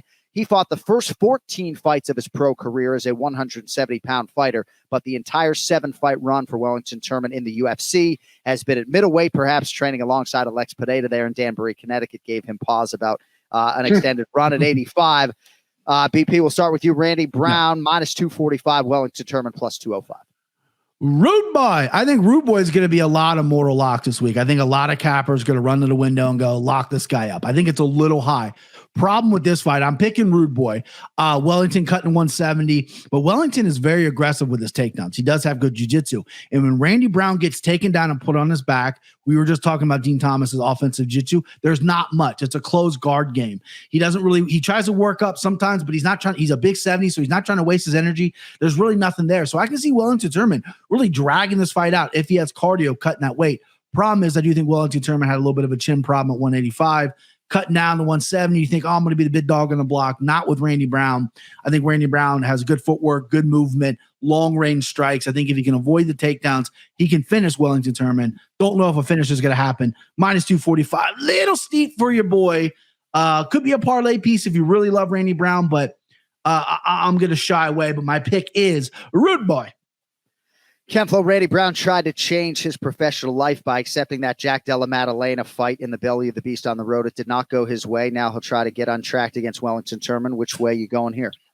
Yeah, and I think that's going to be part of the reason that we see a much better Randy Brown this time around. I think he has so much potential. We've talked about this before. great length for the division, excellent jab when it's firing. I think he needs to get that volume going in this fight, but he definitely needs to be able to stop the takedowns here against Wellington. I think Wellington is a problem on the ground and a very interesting style matchup for Randy here. But I like Randy in this matchup. I think the odds are a little bit high. I do see some value in Wellington tournament, but I'm sticking with a Rude Boy. Nice. All right, third final preliminary fight that we will pick today. Again, don't forget, first fight like 11:30 a.m. this weekend on ESPN. Main card 3 p.m. Eastern time, live on ABC. Also at welterweight, the division's all-time wins leader, Neil Magny, minus 150 here against Phil Rowe, who is plus 130. Rowe's won 10 of 11, Bryce, since starting his MMA career at 0-2. 3 straight knockouts, TKOs have set up the biggest fight of Phil Rowe's career. This matchup with Neil Magny, pretty close on paper. Bry, which way are you going? What Neil Magny is going to show up? I mean, this is a guy who's fought 50 times. What does that mean? The guy's been around forever. Is it the Daniel Rodriguez Neil Magny, where he looked great and was like, hey, I'm going to take this dude down. I'm going to beat him up. I'm going to submit him. Or is it the Neil Magny who looks flat? You know, Phil Rowe is a guy he's been in the UFC for a little bit, and he's not the most active guy. He's also doesn't have the most wins, the best wins. I mean, you can go out there and sleep Jason Witt, cool, but now you got now you got Neil Magny here. I actually like the number on Neil Magny. I thought it'd be a little bit higher. Phil Rowe, coming off a good knockout win, he was kind of losing that fight. He's getting outstruck, but found the chin. Neil Magny is durable. You're not going to find Neil Magny's chin, but again, it's all about Neil. What Neil shows up. I see takedowns. Phil Rowe has been doing a lot of grappling outside the UFC. He's comfortable as back. He's tricky. He's long. Him and Neil are built very the same, but Neil uses that reach so well. And I think the X factor is the grappling. Give me Neil Magny for another dub. Camflo, Neil Magny's made a career of winning fights like this. He is 20-9 in the UFC. Your thoughts on him as a slight favorite here against the adopted Floridian Phil Rowe? Yeah, this is a very tricky one because of that. They are very similar in height and build. I think that Phil definitely has some good momentum heading into this fight. Neil Magny is definitely going to have a superior jab. I'm curious to see who wins the takedown game.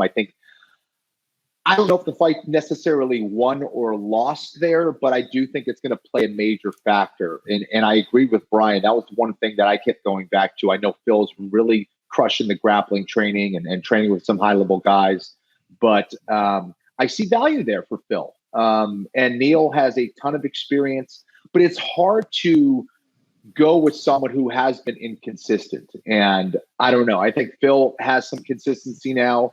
I think he's going to have confidence here. And this is a fight. If he wants to start to get more high-profile fights, he needs to win like this over someone like Neil Magny. No easy task, but I think there's value enough for me to go Phil Rowe's way here.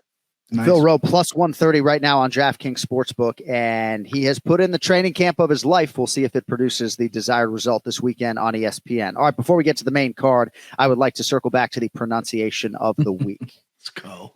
Brian Petrie is now going to handle this exercise moving forward. You knew we had to start with a Brazilian. Of course. Because we thought maybe you'd add some melody to it. But this is a flyweight who competes against Tatsuro Taira this weekend. He fights out of Amapa, Brazil. Initials KR. That is also his nickname.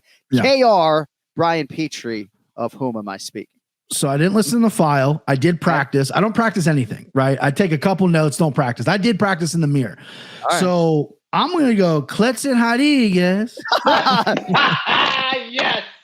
I fucking nail it or what? I mean, can we hear the file? Close. Yeah, we'll hear it. Cleidson Rodrigues. Cleidson Rodrigues, KR. Cleidson Rodrigues, KR. Okay, so there's a lot to unpack. I mean, I don't know if you nailed it. Ken Flo is our expert here, right? But it sounded like there were two different people saying Cleidson Rodriguez. So that's what we go with on broadcast, Cleidson Rodriguez. But the nickname, he says KR, or KR, right? Which is KR. Yeah. So we don't go KR on the broadcast. Like we go KR, Cleidson Rodriguez. I don't know if your first name was good enough, probably to give you the point. No, of course not. It was close, though. It was close. I mean, that was a good effort, Brian. Thank you. Then I just have one more file that we are just going to play. And this is just for fun because I know Ken Flo has a healthy appreciation for this. So Kenny has called a PFL fight involving Loic Rajabov, right? But this weekend, Loic Rajabov in Jacksonville is fighting a very talented UFC lightweight by the name of Mateusz Rebecki, right? It's spelled Rebecki. So it looks like Rebecki on paper. The Polish names historically are the most challenging for us on the UFC telecast. So Mateusz we know because of Mateusz Gamrot, who's also Polish. But let's hear how Mateusz Rebecki, or whatever the fuck it is, says his name. And then I want to hear how Kenny thinks I should say this on broadcast. I'm Mateusz Rebecki.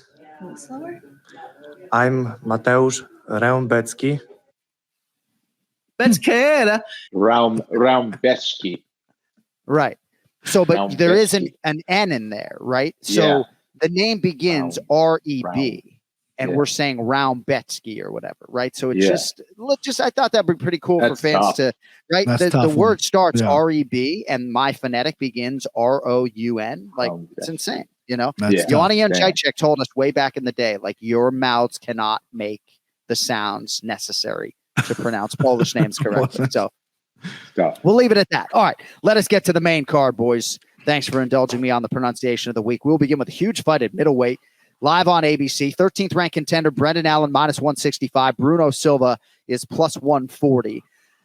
Brendan Allen is one of the best middleweights in the world, in my opinion, Kenny. He's won 4 in a row, 5 of 6. Always willing to prove his status as one of the best middleweights in the world. As such, accepting a fight here against the uber dangerous Bruno Silva. Silva coming off a TKO win over Brad Tavares not all that long ago on April 22nd.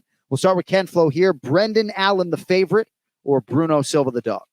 Yeah, so Brendan Allen, I think, has some great momentum heading into this fight. As you mentioned, I think he has an extremely well-rounded game, perhaps a more well-rounded game than Bruno Silva. I don't know if he hits as hard as Bruno Silva, but I think he's got more weapons. He just needs to go out there and use them all in this fight, including his grappling. And I think if he does that, he'll be able to outpoint Bruno Silva. But Bruno Silva is extremely durable. Okay, we saw him go 15 full minutes against Pereira. I think he's an excellent kickboxer. He's got big-time knockout power. So Brendan Allen really has to be very defensively responsible in this one for sure. Can't give him any free shots. But I think where Brendan Allen can maybe do well here in this fight is kind of grounding him out, getting him tired, using a grappling heavy game in this one. But Bruno is extremely dangerous. He's always dangerers. So got to watch for this one. I'm actually going to sit out this one. No for this one. I'm going to be, I'll be over here. I like that. No, I like that. And it's an important reminder for the audience. These guys can abstain from one selection. They can also pick an additional prelim fight that's not on the board. Brian Petrie, Brendan Allen -165, Bruno Silva +140. Will you have a selection? I love what Ken Flo did there because this fight is just trouble. This could be trouble for my bank account. This could be trouble for a lot of things because I like Bruno Silva. But Brendan Allen is so hot right now, and he's really finding his groove. He's so young as well. Problem is Brendan Allen's been hit before, and he's been put out before. Bruno Silva can knock anybody out. But you look at the Jared Mursgard fight, and Brendan Allen's a more athletic, more aggressive Jared Mursgard, in my opinion. And Jared Mursgard bodied Bruno Silva. But I really think that loss from Bruno Silva, back-to-back losses, I think that changed him a little bit. He looked rejuvenated in the Brad Tavares fight. He's a veteran as well. And Bruno Silva's career Achilles heel has been submissions. Brendan Allen, coming off the Andre Muniz submission, is riding high in confidence. Like, dude, if I get someone on the ground, I'm taking something, right? I love the confidence by this young man. But Bruno Silva's got that one touch, and I think if Brendan Allen, and he's got 71% takedown defense as well. So Brendan Allen, who I don't think has the best takedowns, is big for the weight class, could take Bruno Silva down. I think he's going to struggle a little bit. And if you get touched by Bruno Silva, he's not the fastest guy in the world. He's got good time. He's got big power. And you're hanging +140, 150 on me. You know I'm going to take the dog shot. So give me the dog shot, Bruno Silva. I hate picking against it because I know come Saturday when I'm sitting there in front of the TV ready to place bets, I'm going to go all in. I'm going to convince myself, and I'm going to be like, what am I fucking doing? Because Brendan Allen's a very good fighter, and he could easily win this fight. This is a really good fight. All right, big fight at 85. We'll see how it plays out. Next up at featherweight, Gabriel Santos -230, David Onama +195. Onama's been out a while, hasn't fought since the loss to Nate Landwehr last August. He has had a couple of fight cancellations thus far this year. And then on the other side, Bri, how about Gabriel Santos, right? Definitely looked ready for the big show in his debut, short notice against Lerone Murphy at UFC 286. I would argue he might have won the fight. One of the judges actually gave him all 3 rounds. So now Santos spins it forward, perhaps prohibitively favored against a talented David Onama. Which way you going? I mean, Lerone Murphy, I have high regards for. So Gabriel Santos immediately made my big board of guys to watch after that performance. His performances outside the UFC before getting in the UFC is very good too. His record is pretty balanced. It's not like weak. You know, you see a lot of weak records sometimes.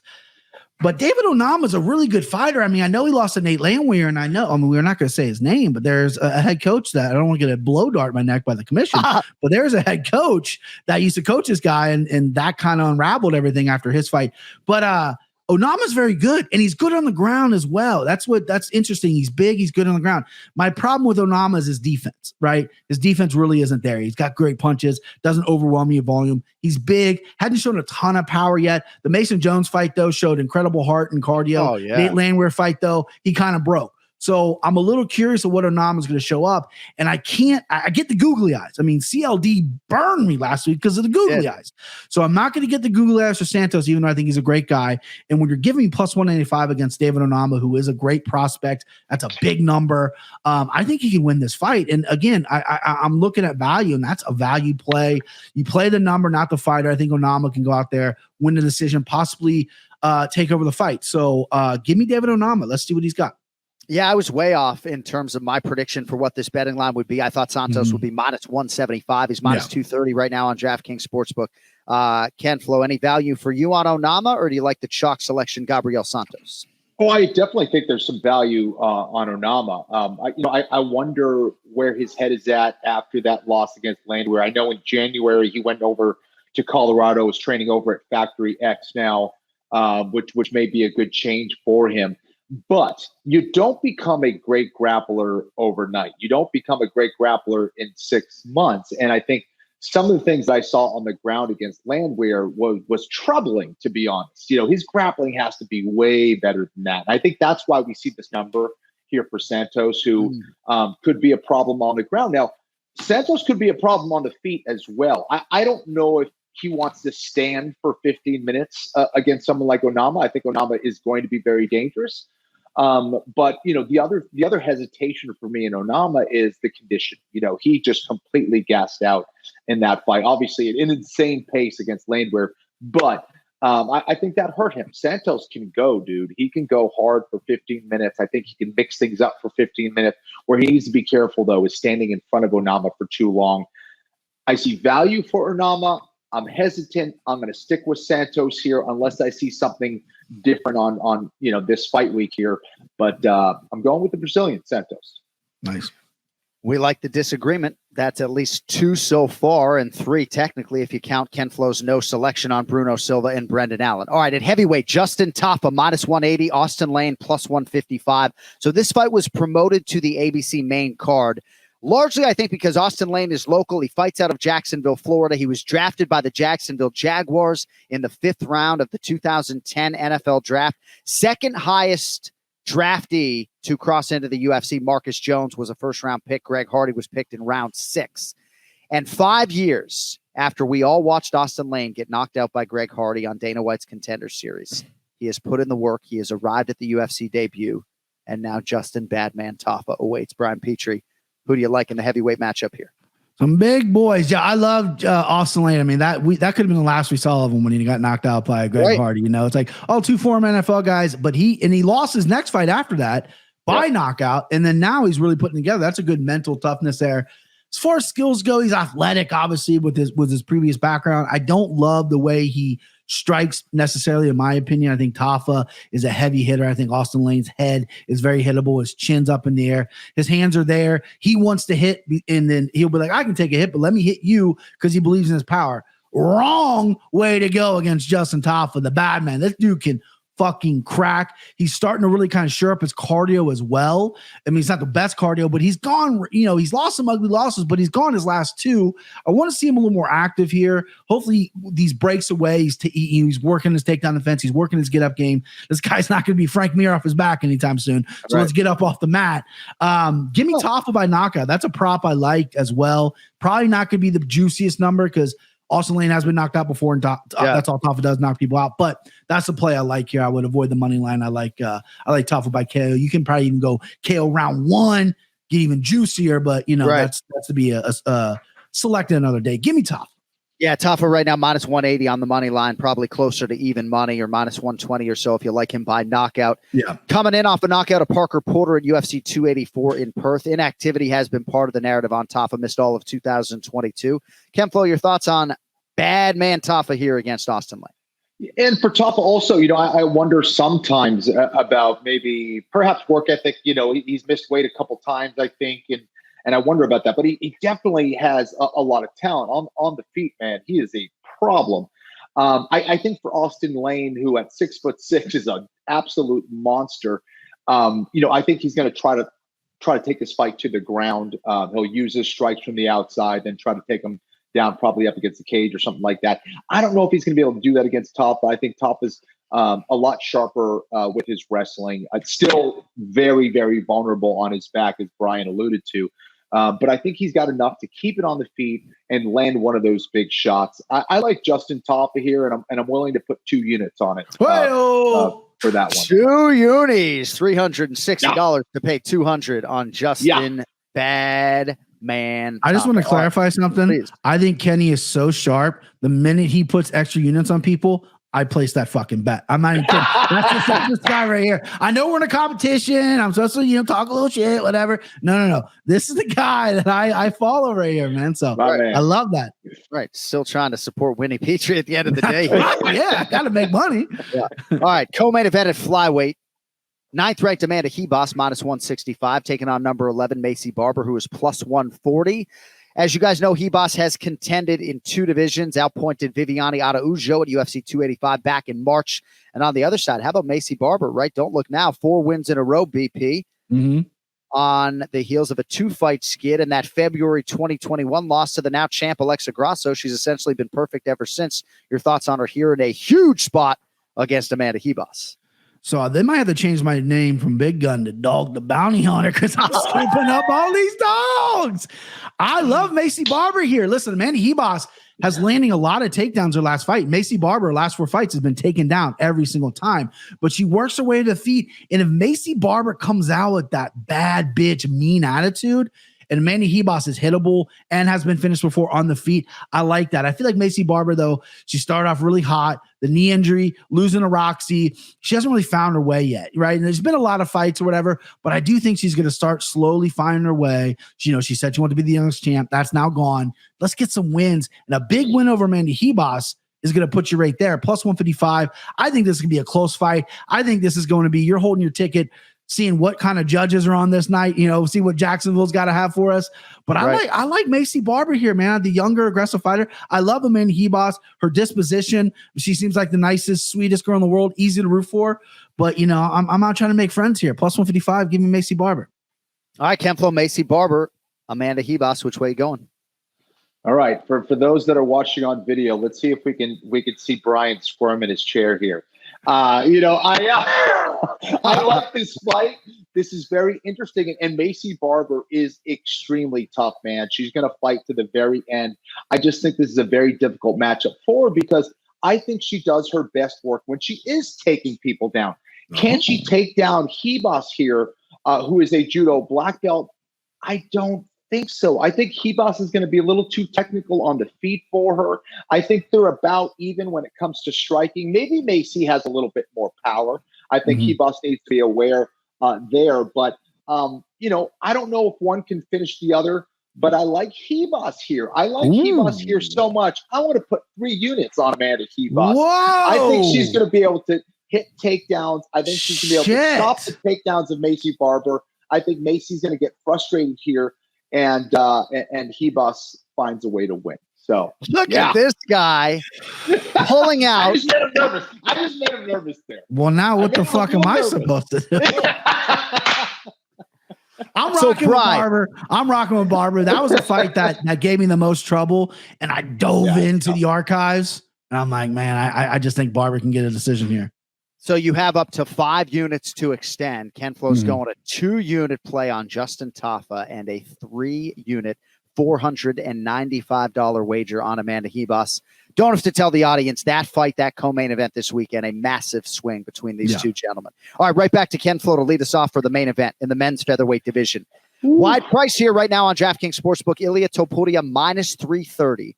So a $330 straight bet on Topuria would yield $100 back. Josh Emmett is plus 275. As you guys know, this fight is taking place just 2 weeks prior to Alexander Volkanovski and Yair Rodriguez unifying the titles in this division. Emmett's fought Rodriguez for the interim belt in Perth earlier this year. Largely, he was dominated by a very on-point Yair Rodriguez. Topuria's never lost, undefeated, Kenny. He submitted Bryce Mitchell last December to move to 13-0, 5-0 with 4 finishes in the UFC. Kenny, your thoughts on Topuria in a main event here live on ABC against Josh Emmett? Dude, right now my brain is doing shuttle runs back and forth between Emmett and Topuria to this moment. But when I break it down and I'm thinking about value plays here, I look at both of their games here, but I think there's great value on Emmett, a guy who has so much experience. I think Topuria is very fundamentally sound. We have seen him hit. We have seen him hurt. We've seen him battle back. But I don't know if you battle back against a shot like Emmett. If Emmett hits you, he hurts you, and you don't really come back. Emmett has great killer instinct when he gets you out of there. And I think, assuming he still is in this game mentally, physically, spiritually, I have to imagine he's going to learn a lot from that last fight against Yair Rodriguez. I don't see Topuria having that type of Yair type speed. Very few do. There's like maybe top 0.1% of the UFC have that kind of speed. Topuria, he's fast, he's not slow, but he's more the pace that he keeps is more this consistent rhythm. There's a movement, and Emmett does well against those kind of guys. He can get his timing against guys like that, and that's what worries me in this fight. Topuria, I think if he's able to take down Emmett, I think that's his best path to victory. Can he do that against Emmett, though? And can he do that consistently? I'm not so sure. So Emmett does have to be careful with his kicks, especially. He doesn't want those kicks to get caught and have Topuria on top of him. That's where Topuria can not only win this fight, but finish this fight. But I think there's enough value for Emmett here for me, where at plus 275, I like it. I have a lot of respect for Topuria. I think there's a guy who could definitely fight for the belt in the future. But I think Emmett still, if he's mentally, physically, spiritually in it, I like Emmett here. I think he can get this win. And I do believe that he is mentally, physically, and spiritually still in it. I believe he feels like now, after the Yair Rodriguez result, this is the last-ditch effort to make one final concerted effort. Yeah.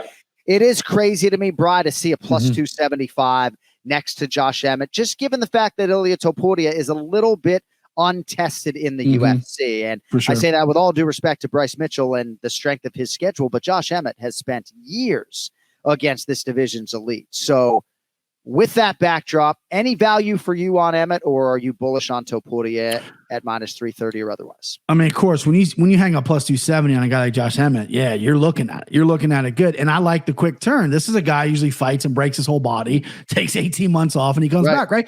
Quick turn against a brutal fight. I mean, Yair Rodriguez, I don't know who, maybe Alexander Volkanovski, but I don't know who else was beating him that night. He was on fucking fire. And Emmett took some hellacious shots and obviously got finished on the ground. Topuria is a guy who I have faded. I mean, I picked Bryce Mitchell against him. That was one of my bad takes, my bad bets. I mean, I was there live. I saw it. Bryce got ragdogged. No, he had the flu or whatever, but I keep getting my own way because I know Topuria goes American top team, but he does a lot of his camps out in Spain. Spain's not like a hotbed for MMA. There's not like a ton of guys out there. So I get my own head going, well, he's not really training with anybody, right? But then you watch the guy's skills. His boxing is phenomenal. His strength is there as well. He's popped up to 55. got hurt by Jai Herbert. Now he's 45, which I think the compact body, his strength is there. Speed kills, right? Emmett's timing is really good. He's fast. He's not the slowest guy in the division. Big power, but his timing is really fucking good. And Toporia's got to be on his toes. And I'm like Kenny, I was back and forth on this as well. But since Kenny's laid his dick out on the table 3-4 times with the 3-unit, 2-unit, I got to do something. I thought, hey, I'm not going to add extra units because I'm taking a lot of dogs here. Give me 5 unis on Topuria. I need to get back in this, baby. 5 unis on Topuria. Dang. That's the way to do it. My hands are sweaty now. That is perhaps the largest singular bet of the year. $1,650 on Ilia Topuria to win 500. Wow. For Brian Petrie, for whom fear is just not a factor. And if you want more from him, it's at Brian Petrie MMA. Glad you're home safely, buddy. Best to the family. And we'll talk to you next Monday, if not sooner. I got to get this in, Johnny. I got a prelim pick. I got to get it in because, you know, I need the points. Who we got? So I could go Zalgas again. Everyone's running from the haircut, you know. I could go Tashura Taira minus 300. You're going to see a lot of guys going, that's my best bet of the week. Yeah, it's minus 300, asshole. I'm going to give you a dog here. Jack Jenkins against Jamal Emmers at plus 140 screams crazy to me. Jamal Emmers has a ton of experience. Good wrestler, fought everyone. But Jack Jenkins, if he's on point, this kid's a problem. Good grappler, good striker, and you're hanging plus 140 on me. Already placed the bet. It's already locked up in DraftKings. Jack Jenkins. Let's go. I like that. Bar Jack Jenkins, and my apologies for shortchanging. No, don't worry about it. Yeah, the extra prelim selection. All right, well, we'll be in touch. I'm actually going to be at Disney World on Monday, so it might be Monday night or Tuesday, but we will take that off the air. Appreciate your contributions as always, kid. We'll talk to you next week. See you, boys. See you. All right, that's it for the main event challenge, and we got to get on out of here. Thanks to everybody watching on the DraftKings YouTube channel, on the newly minted DraftKings Network audio side. Nothing changes. We appreciate everybody's support over the last 8 years and running. If you want merchandise from the show, you can go to AnikFlorianPodcast.com. One More Sleep merch can be found at millions.co. KennyFlorianMartialArts.com is live. Don't forget, if you are in the Boston area, Kenny's going to be at the Florian Martial Arts Center on Monday night. And also would encourage you to follow Argus Integrated Defense on Instagram as well. Trust me on that one. You'll go down a rabbit hole and you'll spend your whole day on the feed like I did. Thank you to our guests, Ray Longo and Brian Petrie. The executive producer of this fine program is Cody Merrow, who will have a lot of fun in post with me falling out of the chair and breaking it today. Thank you all for listening. We are back either Monday night or Tuesday to look back at Josh Emmett and Ilia Topuria and get you ready for another UFC live event next weekend. Until then, be well, be safe, health and happiness. You'll live.